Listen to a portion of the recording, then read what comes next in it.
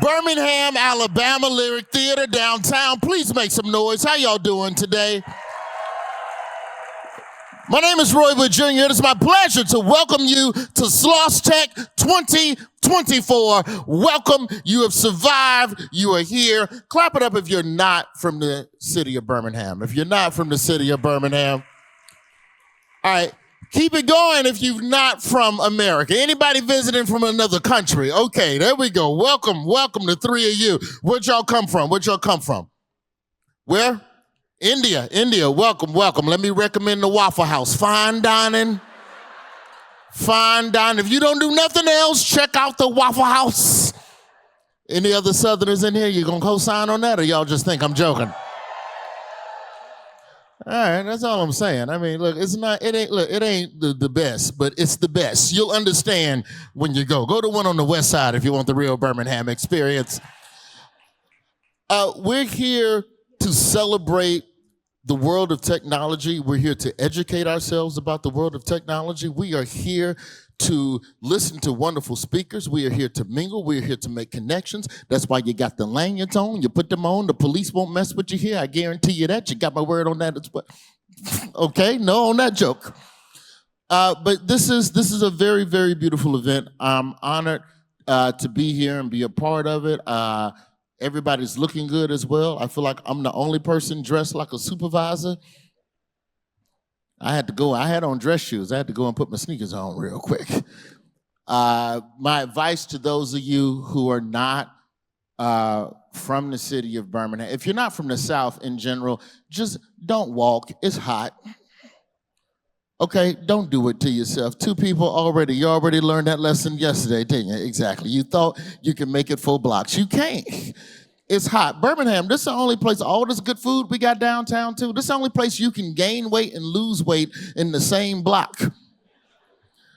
But this is gonna be a wonderful, wonderful event. The next 2 days are gonna be filled with a lot of information, gonna be filled with a lot of fun, a lot of mingling, a lot of kicking it. Please kick back. Please have a wonderful, wonderful time. My name is Roy Wood Jr. I'll be with you all day today. With that aside, are we ready to kick off Sloss Tech 2024? All right. It's my pleasure now to bring to the stage the CEO and president of Tech Birmingham. Please welcome Mr. Dion Gordon.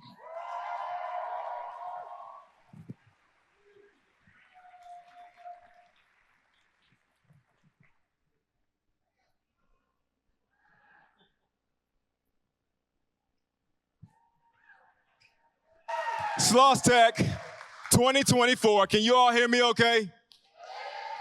Can y'all hear me okay? How y'all feeling? Thank you all so much. Keep it going. It is never too late for Not Like Us. That's why I was late coming out. As you all can see, I had important matters to attend to. We needed some entrance music. Thank you so much, sound booth in the back. Thank you all for coming out. We are packed. Also, we are officially sold out. So, a round of applause for that. I am incredibly humbled to be on this stage. Incredibly humbled to share space and time with you all. Literally, you could be doing anything, anywhere, and you all are here right now. I'm going to try, in the interest of time, to keep things short.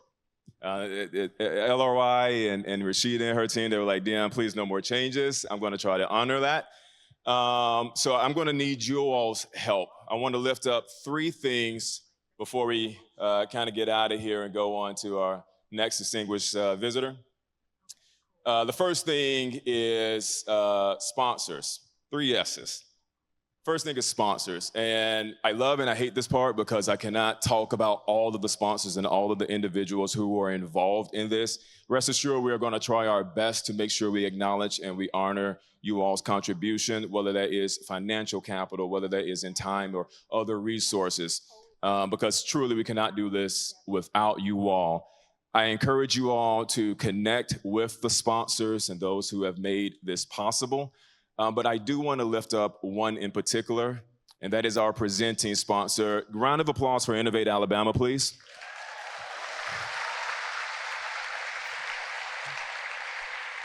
I have had so much fun working with Cynthia Crutchfield and her team. Quickly, if you don't know about Innovate Alabama, it is a state-based corporation, and they're really trying to do three things: make sure that folks have access to resources and capital, lift up the state's natural resources and outdoor recreation, and then make sure that we're leaning in on talent development. Next in Tech, are you in the house? There we go. Next in Tech is for high school, college, boot camp graduates, early career folks in tech, completely free. We wanted to make sure that they had an opportunity to come, engage, have fun, make connections. So all of that is possible because of partners like Innovate Alabama. So thank you for that. Second S is the stage, and not just this physical stage that I'm on right now, but the stage that allows these collisions and connections to happen is the stage that brought in a high school student who was moved because of what she saw on this stage, and she decided to alter her career trajectory, and now she is at the Rochester Institute of Technology. It is Link literally being on this stage and launching their product, and now you're wearing their badges, right? It is actually a round of applause for Link. It is when I first came in here today, and I'm sorry for calling you out, but I believe his name is James Harbin. He said last year he came as a salaried employee. This year he came as a founder because of what he saw when he came to Sloss Tech. So shout out to him. It is the stage that allows creatives and innovators and founders to do what it is that they do best. It is not about me. It is not about us behind here. It's about you all. So thank you for that. And the third S, I do want to ask you all a favor. I'm going to try to be brief again. The clock is not ticking down, so I guess I got forever. Can you all please just stand up on your feet real quick, guys? So when they said we had a very short window, this individual said, hey, that's fine. I don't have to be out there. But that person predates me. Sloss Tech predates my time here at Tech Birmingham. And it does not feel right without having Seth Griffin. So that is the other S. Seth, can you join me on stage right quick?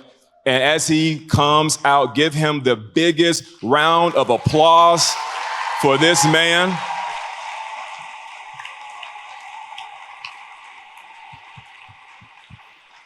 Seth, thank you so much for your vision, your contribution to this, man. I am grateful, and you are selfless. You didn't care. You're like, I don't need to be out here, and I know you don't, but I wanted to honor you in front of everybody. So thank you all again. Matter of fact, stay out here, because now I want you all to stay standing, because we have somebody that is going to blow both of us out of the water. Somebody you actually want to see. That part. So please help us welcome to the stage the most dynamic, charismatic, cool municipal leader. You all know him as Mayor Randall L. Woodfin.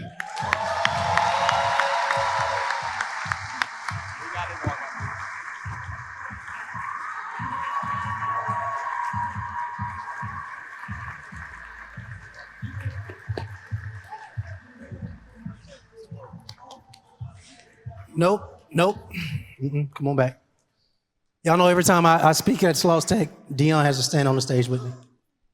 He's my peer, and it relieves some of the peer pressure to be on the stage with yourself. You stay too. Stop playing. Please have a seat. Please have a seat. Please have a seat. Sloss Tech 2024. It's good to see y'all. I'll give a shout out again to Dion himself, please.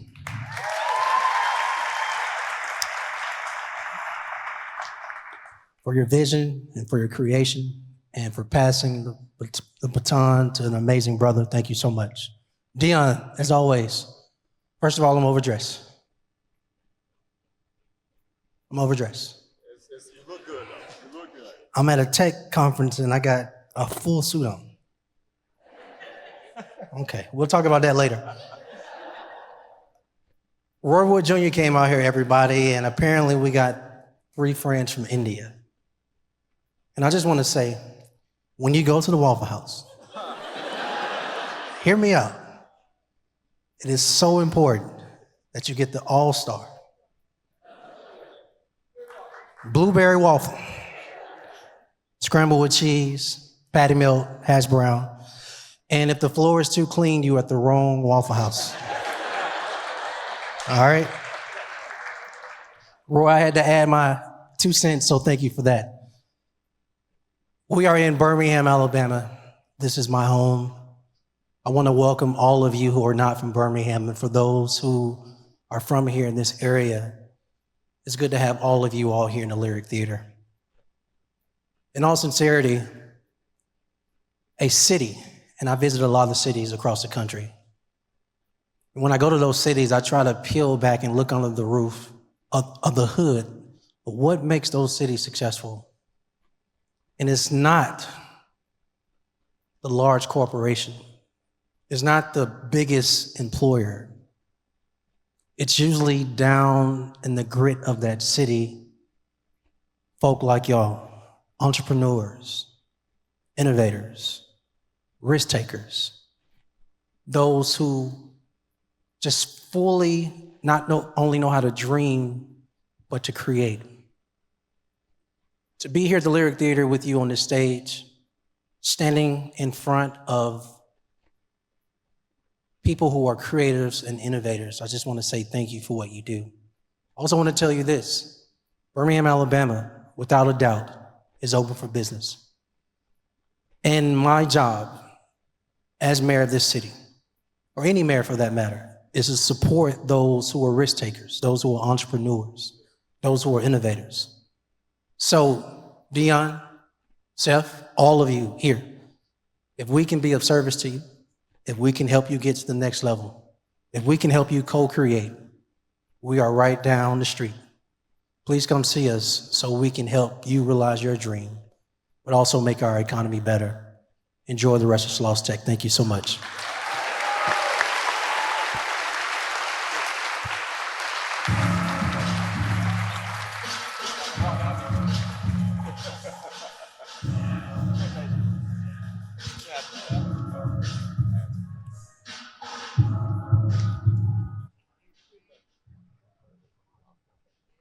Please welcome to the stage for our Artist Spotlight, sponsored by MSQ Shop, Jamon Hill and Anijah Freeman.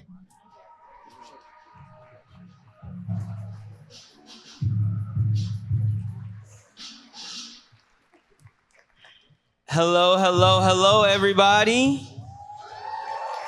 How are y'all doing? My name is Jamon Hill. I'm the executive director of the Flourish Alabama. We are a local nonprofit that has 3 major initiatives. First, we do arts education across Birmingham City schools. Second, we have a budding artist initiative that economically invests in artists of color throughout the city. And finally, we are building a Black arts district in the neighborhood of Inslee here in Birmingham, Alabama. And you may be wondering, what does any of that art have to do with tech? It's really interesting for us. We are currently at the forefront of AI and its role in art and how we create our art. So after this, I'm actually heading to our youth detention center where we're working with youth on how they can use Midjourney in terms of aiding their graphic design so they can design their own uniforms and fashion brands when they get out of the youth detention center. So that's the kind of work we do at the Flourish Alabama. And today, I'm here with one of our students, a recent graduate, high school graduate. Make some noise. Miss Anijah Freeman, and we are going to be performing a poem for you all today.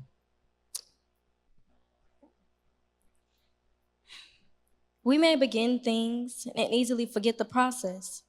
What it took for the stress to surpass the long hours of drastic ideas. Sometimes it's okay to take a step back and appreciate your accomplishments. There are young minds evolving. There are more people wanting to lead, some with ideas bigger than their entire body, but not enough like-minded people to really create an army. But you have given them hope. You have planted the roots, risen from the ground up, encouraged others to plant their own. You've given support to those who felt invisible. You are all the change. And in the making, many more will take your place. So continue to innovate, Collaborate, grow, thrive, take the leap, risk, start, try. Your mind is a seed planted in your cranium, which means you dream gardens. Everything you touch turns to bloom. Watch the world flourish at your fingertips. Fight fear and dare to fly. You'll feast on the fruits of your labor. You gotta love this.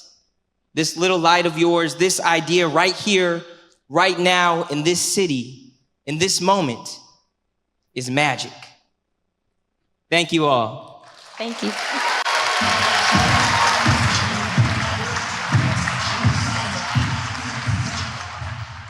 Please welcome back to the stage, Roy Wood Jr. All right, how we doing? All right, real quick. Everybody's wearing these badges. Everybody has these badges. I want you to look at those badges. I want you to look at those badges. Those badges are powered by Link. Those badges are your ticket to winning $500. Okay, so yes, $500. That's a lot of money. That's like half a tank of gas right now. That's a lot of money. $500 is a lot of cash, and here is how you can have an opportunity to win. We want you all to meet each other. We want you all to make connections. Those badges are the secret to being able to make the connections. It's the information on how to do it is all in the package that you received at registration. The person with the most connections, tomorrow, we will announce that person and you will win $500. You have to be present to get the money. So don't think you're gonna meet everybody and then get on the flight tomorrow. That ain't your $500. That's going to somebody else, okay? I'm sorry, I'm in here with a bunch of rich people who don't wanna make friends. Make connections with the badge. It's powered by Link. Y'all, please do that, all right?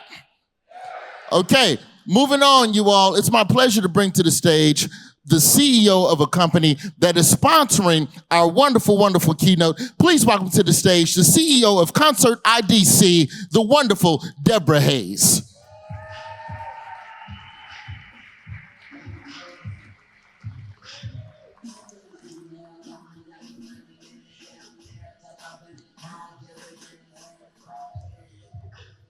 Thanks, Roy, for that beautiful introduction. And I've had the great benefit over the past few years of traveling all over the world and to be on stages speaking. And I have never been more excited than to be on a stage in Birmingham, Alabama, introducing one of these dynamic speakers that Tech Birmingham has brought for us these next 2 days.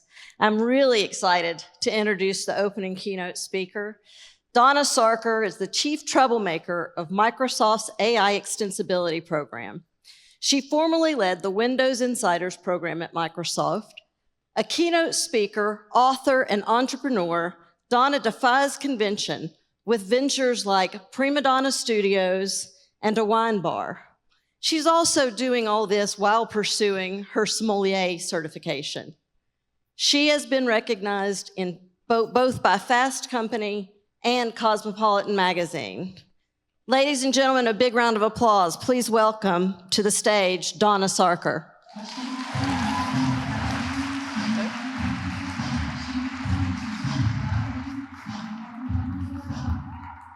Good morning, Birmingham. Thank you so much. Thank you, thank you. Wow, this is a beautiful crowd and a beautiful auditorium. So we're gonna speak honestly for the next 20-ish minutes. Are you okay with that? All right, so here's a question, and I'd love you to all answer honestly. How many of you are sick and tired of hearing about AI? Raise your hands. Louder for the people in the back. You can honestly raise your hand. I do this for a living, and I am so sick and tired about hearing about AI. And you wanna know why? Because we have heard about nothing but that for a year and a half. And let's take a moment of silence to think about that one time a long time ago when we all had normal jobs, okay? We called that November 30th, 2022. And we used to have normal jobs. We would go to work, do finance, do business, legal, operations, teaching, tech, all of it. And then one day, this chat GPT thing erupted on the scene, and your boss is like, we need this in our business. And you're thinking, this thing writes poetry about cheddar biscuits. We need this in our business? Yeah, and apparently, if your business doesn't adopt AI tomorrow morning, you're not gonna have a business, right? How many of you have heard that? Yes. That is a nonsense statement, just so you know. Okay, so for the last year and a half, this is the tech industry's fault, by the way, and me being in the tech industry, fully take blame, completely. All we've done is hear the words AI, AI, AI. McDonald's has an AI, right? Walmart has an AI. Your mama's shop has an AI. Why? Why? We don't know. We don't know. We haven't figured out why this has taken over all of our lives, seemingly in a year and a half. So I am so tired of these sentiments. Like the first one that's extremely annoying is AI is going to take my business, right? That is a nonsense statement. That's not going to happen. But more tired is that someone with AI is going to take my business, is going to take my job. Because ultimately, we are all people with AI. Every single one of us. We've been living in this world for a long time. It's not something that just showed up a year and a half ago. It's something that's been around a long, long, long time. So I do work at Microsoft. I worked in tech for 25 years. And this is the quickest adoption I've ever seen of any technology in my life. Usually, I have to go cajole companies. Come on, let's go do this. Let's do this. But for the last year and a half, I've been traveling around the world, talking to big businesses, small businesses, governments, education. And they've all asked me the same 5 questions. And I have answered them very honestly, and I'm going to answer them honestly for you today. 1, AI is super biased, right? And the answer is yes. Yes, AI is super biased. And you can see it in my examples here. Like, first of all, humans absorb bias from AI, which is actually the bigger problem. But AI bias is based on how we look, on our names, on our gender, all of these things.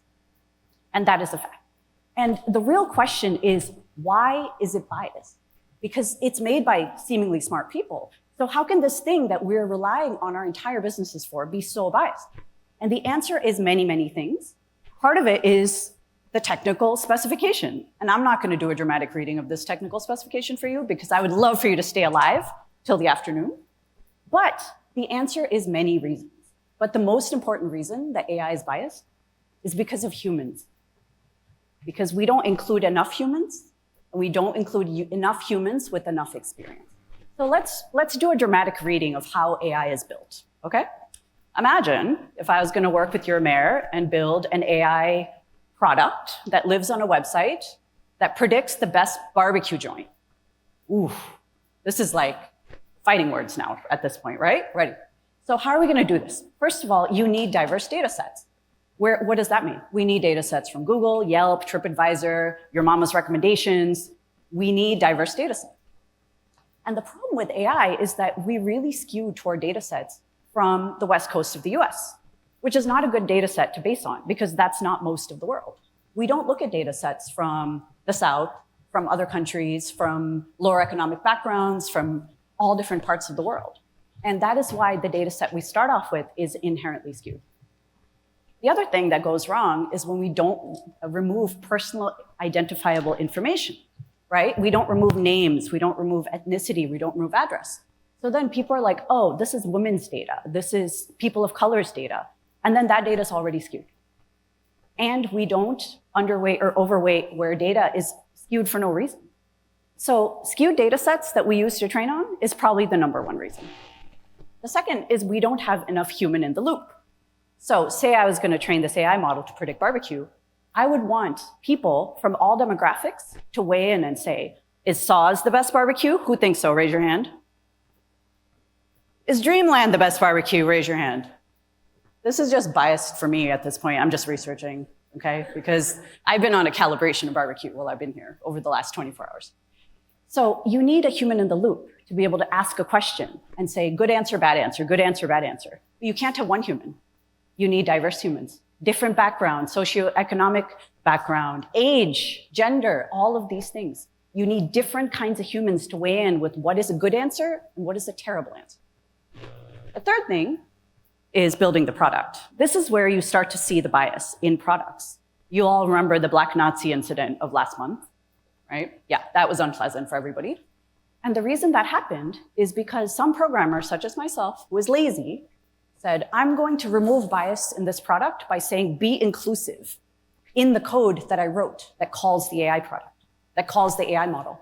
I'm just going to write be as inclusive as possible. What does that mean? What does be as inclusive as possible mean in the context of asking about founding fathers or historical things? It does not apply. That is a lazy way of debiasing AI. So the correct way to do it is say, who is this for? Is it for tourists? Is it for locals? Is it to win contests? Who is it for? And make sure that the right people are involved in actually building the product. Fourth thing is a thing called retrieval augmented generation and fine tuning. These are boring words, but all they mean is after the fact, you test the product and say, is it skewed or not? And how can we unskew it with more data from another source, right? And that's all it means. Fifth thing is a new job that I'm going to talk overly extensively about called red teaming. This is where you test the product with end users, with the people who are going to use it. And they say, yes, this is a good answer, this is a bad answer, this is a good answer, bad answer. And red teaming is where you say, here are the inputs, here are good outputs, here are terrible outputs. And you actually test the product. And the sixth one is probably the most relevant one, which is teaching people to use AI. An issue we've fallen into is building products, shipping them out into the world, and people don't know when to use it. AI is not for every single use case in the entire world. That's not what it's for. Generative AI generates when you want to generate new answers, new ideas, new barbecue recipes, rather than just regurgitating facts from what exists. Okay? So that's the first question. Why is AI biased? Second one is full. What does it mean for my job? Right? So you give us this biased AI and it's supposed to take my job. What is this supposed to mean? What does this mean for me? And the answer is that CEOs of companies think there's this huge skills gap in the AI space, but actually this stuff is not that hard to learn. The concepts are not that hard to learn. The main thing is that you have your knowledge, and that knowledge is the most important thing in the AI space. People who are using AI in their work are reshaping what those jobs look like going forward. This is from a Microsoft report called The Future of Work. I recommend you check it out. All it says is people who use AI on a daily, weekly basis to do their job are the ones reshaping that, hey, actually it's really good for writing this content. Actually it's good for this research. Actually it's good for this thing and that thing. And they define the scenarios that AI is good for in their space, and they define where it's really not good for in their space.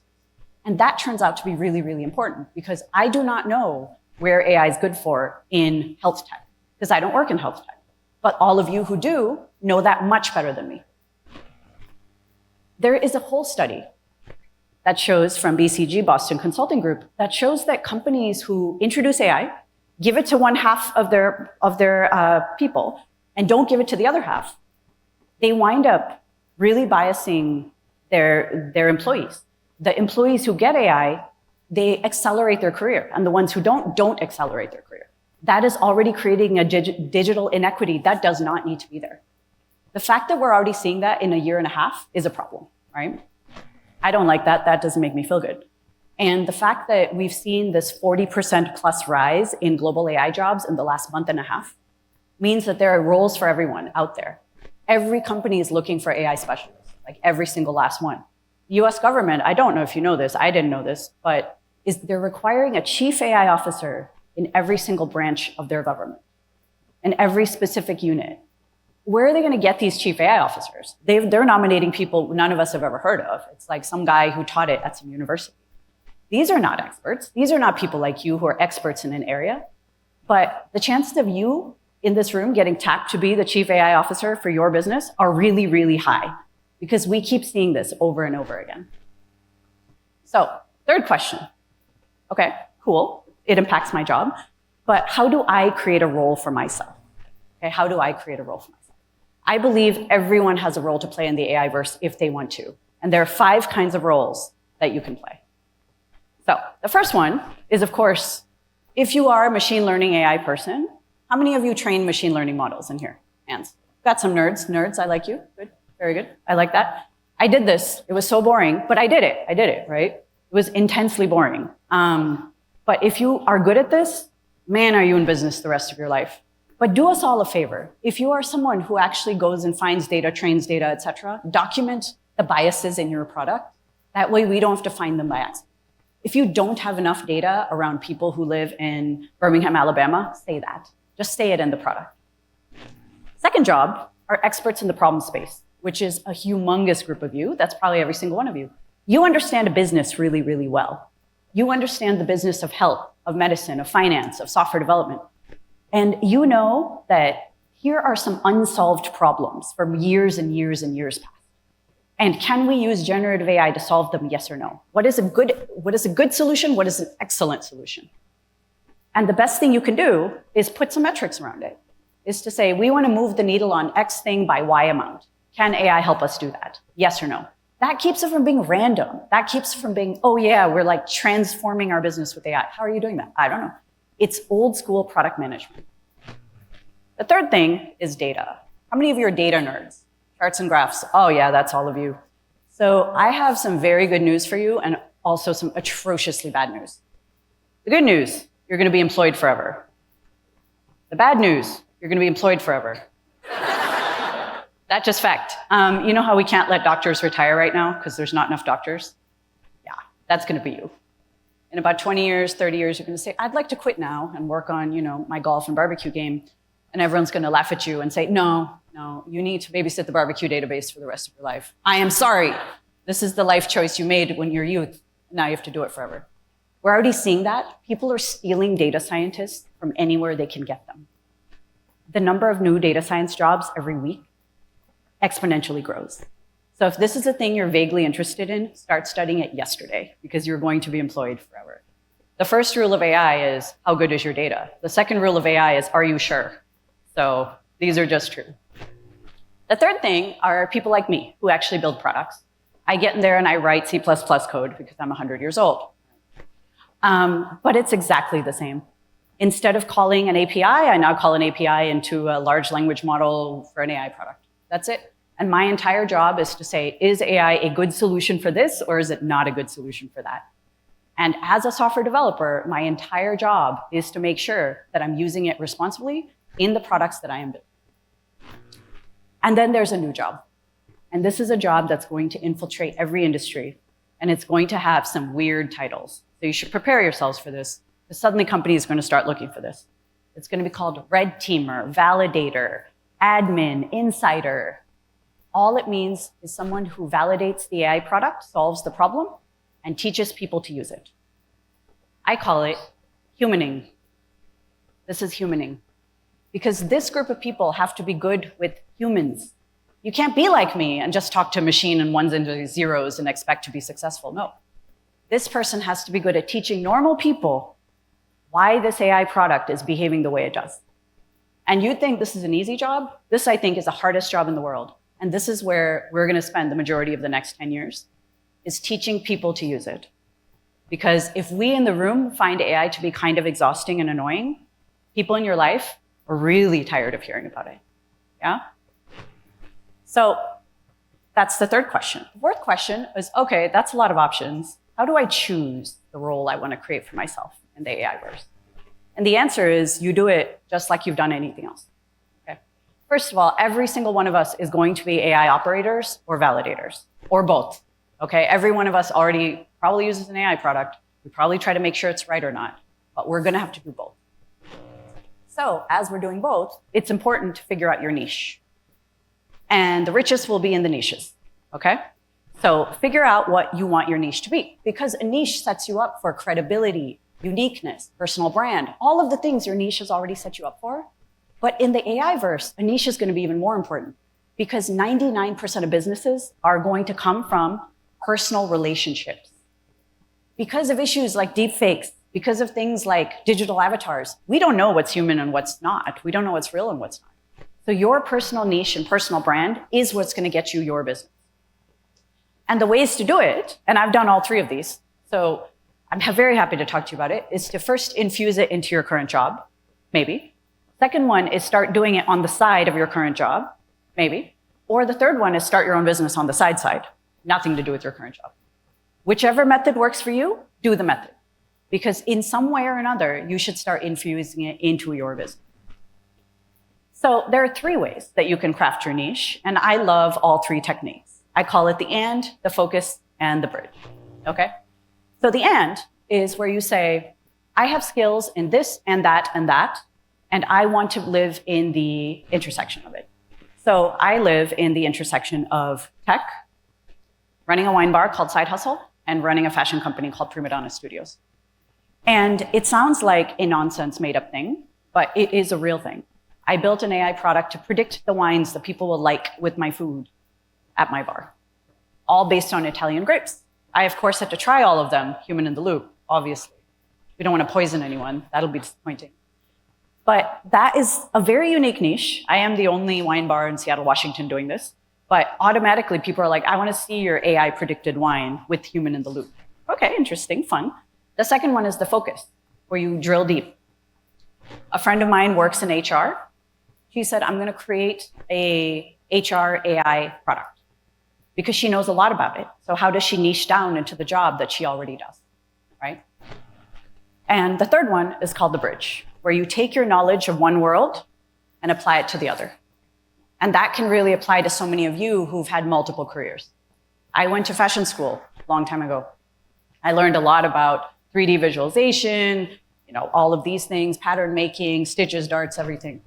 And then I started learning 3D modeling for a mixed reality product that you wear on your head. You look like a dork, pro tip, but it was a real thing that happened. So I took my knowledge of fashion design, applied it to 3D visualization, and suddenly I used my tech skills to build a fashion company. And now I'm using my AI skills to refine that fashion company. Which textiles are good here in Birmingham, Alabama? Which colors work on the background of Sloss tech? These are all questions we answer, right? And this is where AI can. But there are many, many ways that you can create a niche for yourself. These are 3 I like. But I recommend you start thinking about it right now. And the best way to start is to figure out where it fits into your current work, your current processes. You don't have to get it right on a first time. It took me 1.5 years to find my niche, really. And as AI evolves and iterates and grows, your niche will grow with it. But there's no time better than now for you to start getting very, very hands-on with the tool of your choice. So it is going to be our responsibility to teach the peoples in our lives. How many of you still get called to fix printers? Raise your hand. Yep, half this room. Knew it, still do. Anyone who has to fix a printer also is going to have to teach AI. That's a fact. I'm sorry, this is our life now. We didn't choose it, right? Thug Life did not, Thug Life chose us. Like, this is it. This is your life now. Okay, and the reason is deep fakes, they're a real problem. The CEO of WPP, who's the biggest advertiser on the planet, just got fooled by a deep fake CFO trying to steal his money. If the CEO of a $1 billion company can get fooled by a deep fake, anyone in your life can get fooled by a deep fake. So the 5th question that everyone ends with is, oh, fine, you gave me a lot of information really fast, and this is a lot of homework. So what is the first step?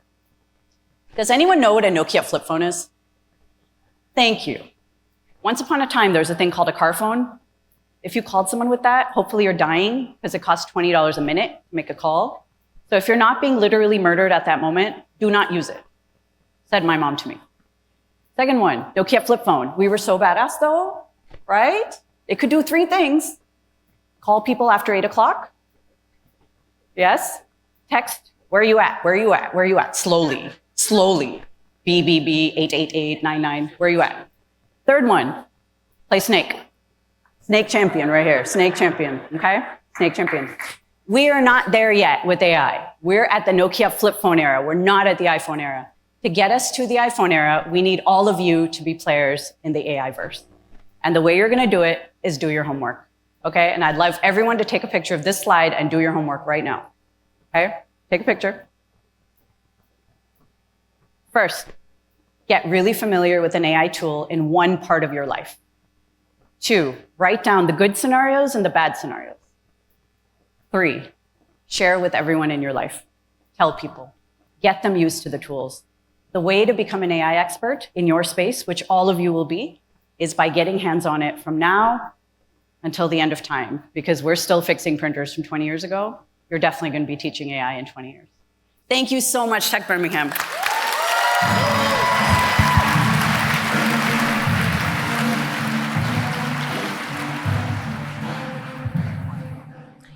Please welcome back to the stage your host, Roy Wood Jr.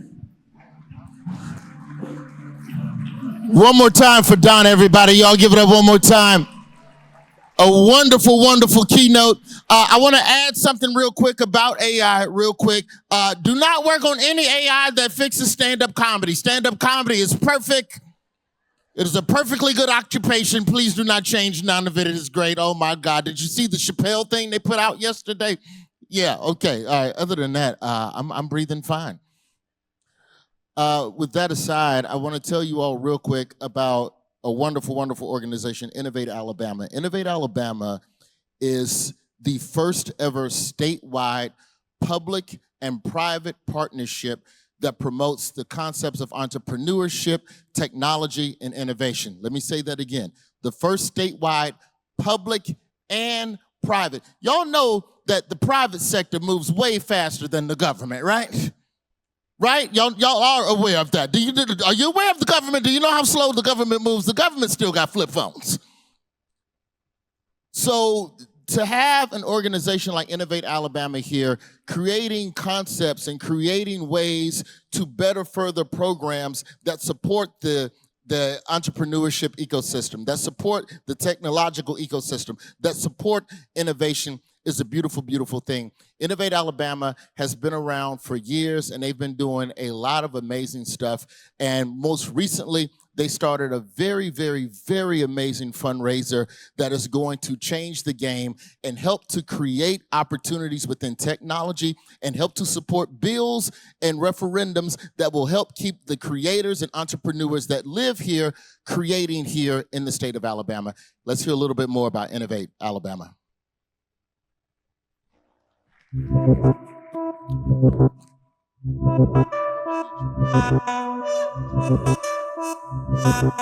Welcome to Innovate Alabama, where every day we help innovators grow roots. We are cultivating a brighter future by empowering our next generation through internships, tech showcases, and proactive programs. We encourage higher education students to embrace entrepreneurship. Sponsored programs like Fuel Alabama and the HBCU Innovation Experience highlight our state's position as a postgraduate destination. In 2024, we're focused on transforming K-12 educational opportunities and focusing on rural outreach to retain emerging talent. We're driving innovation in Alabama through expanding access to the resources innovators need. In the last 10 months alone, we've deployed nearly $50 million through grants and tax credits to our accelerators, economic development organizations, and small businesses emerging through cutting-edge research. We're accelerating our impact by launching Alabama's largest public funding program for small businesses ever, infusing nearly $98 million statewide through the State Small Business Credit Initiative. This is a game changer for Alabama's entrepreneurial landscape. We're leveraging our state's natural beauty to create a vibrant, diverse innovation ecosystem. We're introducing tools to connect innovators with their communities and the outdoors, ensuring an unparalleled way of life. Whether you're an entrepreneur, an innovator, or along for the ride, you will find the supportive community and the resources to thrive here. Together, we're shaping a future that's brighter, more innovative, and uniquely Alabama.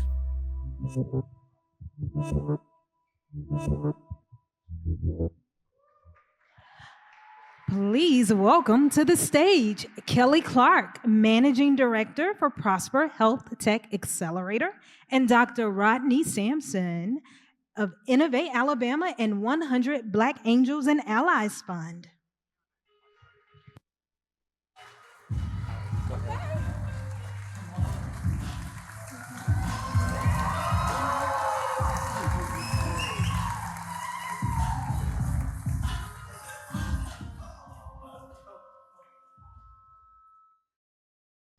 Thank you for the walkout song. That was fantastic. I know, right? Love a little jagged edge. How are y'all doing, Birmingham? Good. Good. Happy Sloss Tech. Ron. The SSBCI, also known as the State Small Business Credit Initiative, is a highly anticipated program that we have happening here. But before we dive into this initiative, I'd love to highlight your background. Okay. I want to share the receipts, right? Rodney has been a true trailblazer in venture capital space and an influential leader in supporting small businesses through the state Small Business Credit Initiative, also known as SSBCI. You will get very familiar with these acronyms by the end of the session. As the first Black American co-founder of a venture-backed technology startup in the Southeast to raise significant venture capital and achieve successful 8-figure exit, I will say that again, 8-figure exit, his pioneering work has set the standard in the industry. Rodney chairs the Opportunity Hub, or OHUB Foundation, which trains new technologists, startup founders, and venture investors. And last but not least, Rodney manages the SSBCI Venture Capital Fund of Funds and direct investment programs for the states of North Carolina, Louisiana, and now Alabama. Through Invest AL on behalf of Innovate Alabama, Rodney is committed to fostering economic growth and entrepreneurial success in our state. Please join me in welcoming Dr. Rodney Sampson today. All right.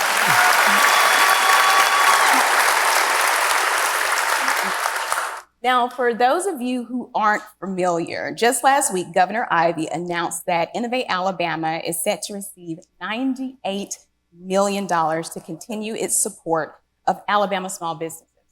Can we just give a round of applause for Innovate Alabama and all the work they're doing? This will be used to fuel the state's powerful ecosystem of entrepreneurs. This is also the largest small business funding program the state has ever seen. And Innovate Alabama has been critical in securing this funding for the state. And we're thrilled to have you here, Rodney, leading the helm of that charge and officially introduce the SSBCI to the state of Alabama. So let's go ahead and get into this. So to start, could you give us, for the lay folks in the room and for the economic developers in the room, can you give us an overview of Alabama's State Small Business Credit Initiative and what makes this program particularly significant for small businesses and startups in Alabama?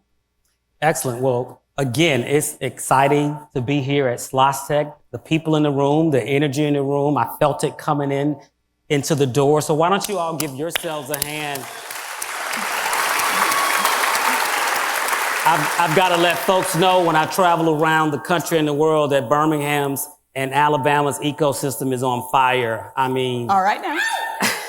Rodney said it, so it must be true. Absolutely. So the State Small Business Credit Initiative, this is the second iteration of the program. There was an earlier version, we call it 1.0, and now we are in 2.0. 1.0 was $1 billion. And 2.0 is $10 billion nationwide. It was reauthorized as a part of the American Rescue Plan Act, which was our federal government's response to the coronavirus, one of the responses to the coronavirus. And so states and or jurisdictions had to apply and submit proposals to actually access that capital and bring it into the state. So it's really a team of folks that are in the room today. I see Cynthia here. I see Walt. I see Kelly. I know Miller from EDPA is here.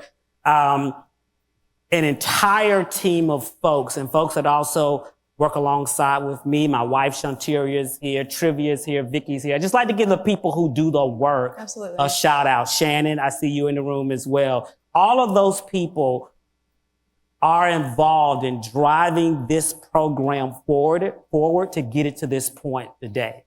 And then, of course, you had the Alabama legislature who had to pass a bill to actually make it legal for us to execute this program inside the state of Alabama. So there are a lot of people that have played a role in making SSBCI real in the state of Alabama. So let's give all of those people a hand. And so there's sort of two worlds that make up Alabama SSBCI. There's the venture world, which I'm very passionate about and lead that team. And then my colleague Walt, who's here in the room, runs the debt side of SSBCI as well. So different businesses require different types of capital. Some businesses are very capital intensive, and those founders are willing to give up pieces of their business in exchange for that capital. Other businesses that don't want venture or don't feel like they want to give up that equity, they pursue debt capital. And I think most folks in the room are probably familiar with, going to a bank and getting a loan and getting told no. How many folks go to banks and get told no? I know I have, right? Come on, you got to be honest in this room. And so this program on the debt side stands with you when you go to a bank and says, we've looked at this transaction. We think this is a good deal, and we're willing to stand and guarantee some of this capital, because banks are looking at essentially, how are you going to service this note? And banking can be conservative, particularly in the market that we're in. And so having that SSBCI debt capital walk alongside the bank's capital or the CDFI's capital, CDFI is an acronym for Community Developed Financial Institution, it increases your chances of getting that capital. On the venture side, that's a rabbit hole we could spend a lot of time going down. It all really comes down to a founder really looking at the vision and saying, is this just a small business that I want to, kind of keep it small? Maybe it's a family business and that's okay. Maybe it's made for Main Street, or this is something that can be transformational for the world. This is for a moonshot. And so there are investors called venture capitalists and or individuals called angel investors that will then walk alongside those founders. Venture capital is very, very competitive to achieve. I often say it's sort of not like Little League. Everybody doesn't get a trophy. Right. And so you have to be very competitive in your idea, your product, the size of the market that you're going after per se. And so when you look at the numbers, that up to 98 million is basically 25 million of that capital is venture, and the rest of that capital is debt.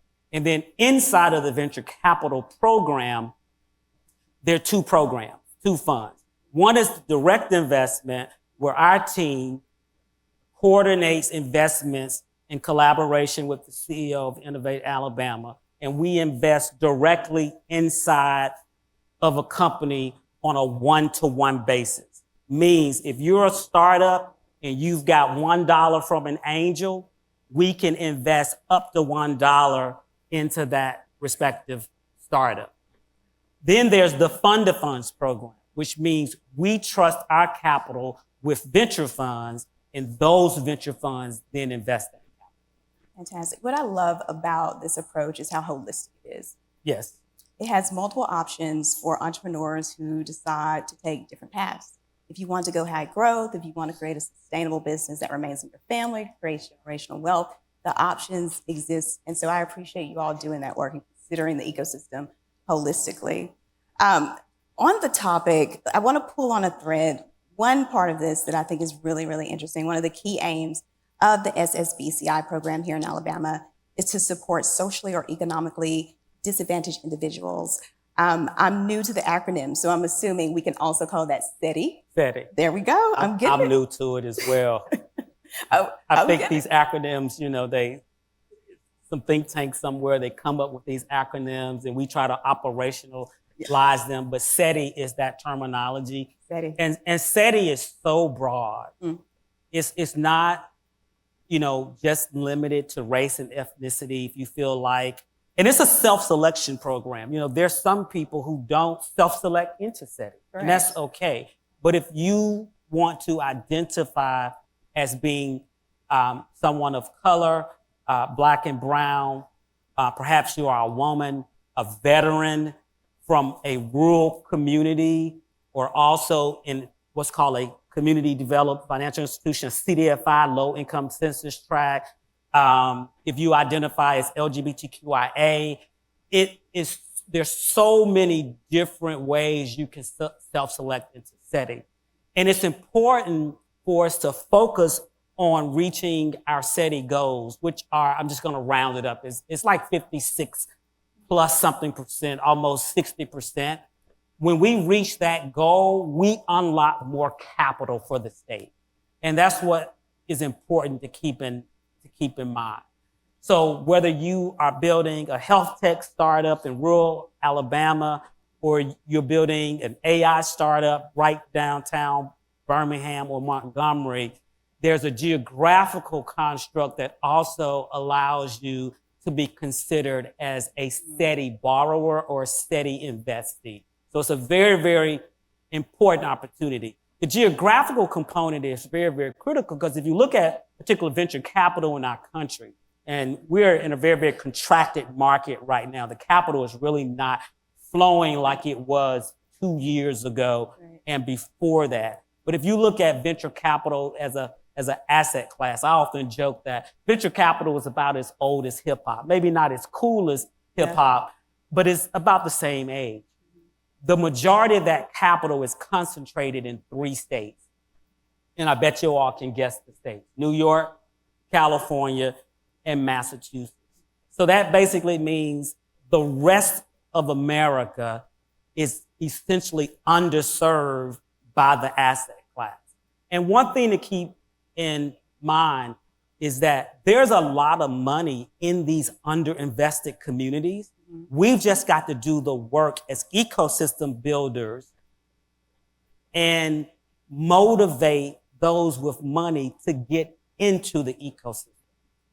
All of net new jobs are being created today because of venture-backed, high-growth startups and small businesses. There's a decline in jobs being created by large corporations, and there's an increase in jobs being created by high-growth startups and small businesses, representing approximately 24% of our nation's gross domestic product, our GDP.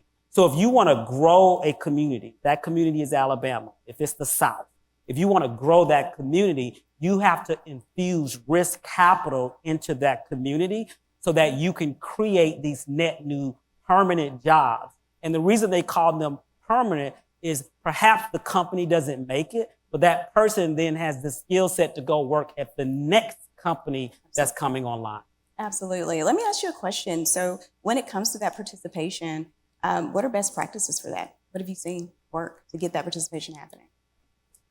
It really starts with exposure. Events like this are a critical catalytic moment so that people can come and meet, hear founders from the stage, meet founders doing the networking opportunities, and just have those conversations to say, tell me about what you're building. No commitment, but just learning about what these founders are building and really learning more about how this asset class allows us to create multi-generational wealth with no exposure or predisposition to existing pre-multi-generational wealth. So if you think about it, think about the businesses of the first and second industrial revolution. You had to have a lot of money to get into business. Right. Where now you need a laptop, an internet connection, and a mind that's too, terrible to waste, right? Right. And you use that mind and you build some code or you build a physical product and you go show it to people and you say, look, I need this much money to start getting customers. And that's how it happens. Gotcha.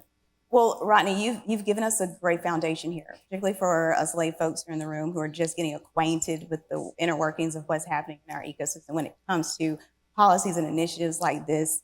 How can Alabama small business owners, lenders, and investors learn more about and also participate in Invest AL, the investor side, the venture side, and Lend AL, the loan side, after this conference in the weeks and months to come?